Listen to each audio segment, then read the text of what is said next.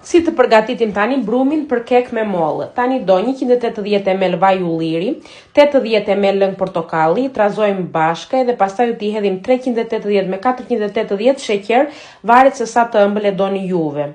Do t'i hedhim 4 vezë, do t'i provojmë një nga një, më njanë, pastaj do t'i hedhim brenda se si ditë mos na dalin ndonjë e prishur. I trazojmë mire dhe vezët, edhe më njanë tani përgatitim 400 gram miell, i hedhim brenda një lugë të madhe me baking powder, edhe një lugë me krip, një lugë të vogël me krip. Pasi kemi trazuar ato, e hedhim përzierjen e miellit, e hedhim brenda tek kjo përzierja që kishim më përpara. I trazojmë të gjitha mirë që të vejë gjithë mielli në çdo vend, nuk do mikser, do thjesht me dorë. Edhe shikoni se si del kremi tani, si del ky brumi, del tamam si krem.